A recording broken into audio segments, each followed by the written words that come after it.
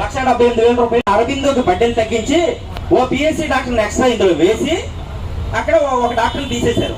అక్కడ సుమారుగా వాళ్ళ డాక్టర్ కేటాయించింది 70,000 అయితే డాక్టర్ని అక్కడ తీసేసి శాలరీ ఎవడిస్తున్నాడు? ఇప్పుడు గవర్నమెంట్ ఇస్తుంది.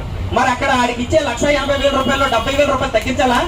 తగ్గించకపోగా దాన్ని 2,28,000 చేశారు.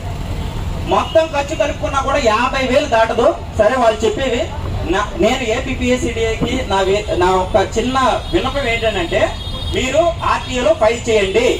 2,22,000 ఒక పెర్ వెహికల్ కి ఇస్తుంటే ఈ డబ్బంతా ఏ విధంగా వాళ్ళు ఖర్చు పెడతారని ఆర్టీఓలో వేస్తే మనకి గట్టిగా అయితే 50,000 ఖర్చు కనిపిస్తుంది. మిగిలినది ఏమీ కనిపించదు. గవర్నమెంట్లు మారే, వేరే సంస్థలు మారే, ఆ సంస్థ కూడా మనల్ని ఇబ్బంది పెట్టిన కిట్ట ఇదేనట. మనం 5,000 వాళ్ళ దగ్గర నుంచి వదలకూడదు.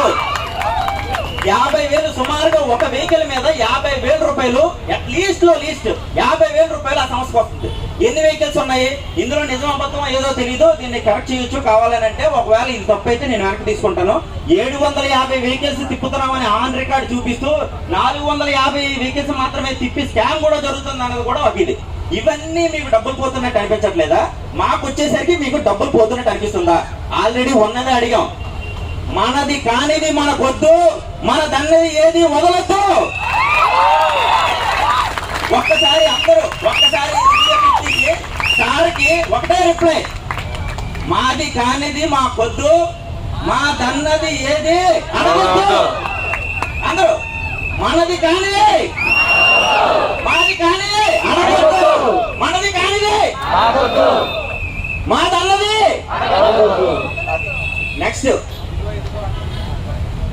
ఇంకోటి ఏంటంటే, ఒక్క విషయం, అది కూడా మీకు టైం పర్మిట్ చేస్తే ఒక 3 minutes తీసుకొని నేను మీకు చెప్తాం అనుకున్న ఒక్క విషయం. ప్రతిదీ కూడా మన భారతదేశంలో ముఖ్యంగా ప్రతిదీ నెంబర్ గేమేనండి. ప్రతిదీ నెంబర్ గేమే.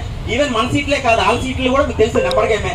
ఈవెన్ ఒకటి గుర్తుంచుకోవాల్సింది, డిప్యూటీ సీఎం గారిని కూడా సర్వీస్ చేయమని కోరారు. కొన్ని రోజులు ముఖ్యమంత్రి గారి సర్వీస్ చేస్తున్నారు, వేరే సీట్ ఇస్తామని. తర్వాత మళ్ళీ ఆ సీట్ ఖాళీ లేదంటే మనం ఏం చేయలేము. సో కాబట్టి ఏంటంటే, దయచేసి ప్రతిదీ రాజకీయంతోనే ముడిపడి ఉంటుంది. ఇక్కడ రాజకీయం అంటే రాజకీయ నాయకులు కాదు, ప్రభుత్వం అంటే టీడీపీ కాదు, వైసీపీ కాదు. మనకు ఎవరు పెద్ద న్యాయం చేసింది ఏమీ పోలేదు. ప్రభుత్వాలు అంటే ఎక్కిన దాకా ఒక మాట, ఎక్కిన తర్వాత ఒక మాట. అయితే ముఖ్యంగా ఏంటంటే, టీచర్లకు ప్రతిదీ న్యాయబద్ధమైన కోరికలన్నీ వాళ్ళకి న్యాయంగానే జరుగుతాయి. మీరు అనుకోవచ్చు దేనికి వీళ్ళందరికీ ఇంత న్యాయంగా జరుగుతాయంటే, చాలా మంది అపోహ ఏంటంటే, వీళ్ళు ఓట్ల ఎలక్షన్ లో వీళ్ళే పోలింగ్ ఆఫీసర్లుగా ఉంటారు, గుద్దేస్తారేమని. గుద్దేస్తే ఎలా ఉంటుంది అంటే మీకు తెలియదు. అక్కడ కార్యకర్తల సంగతి వాళ్ళు ఏం గుద్దేరు. అసలు విషయం అది కాదు. వాళ్ళని రిప్రజెంట్ చేస్తూ 5 ఎమ్మెల్సీలు ఉన్నారు. వాళ్ళు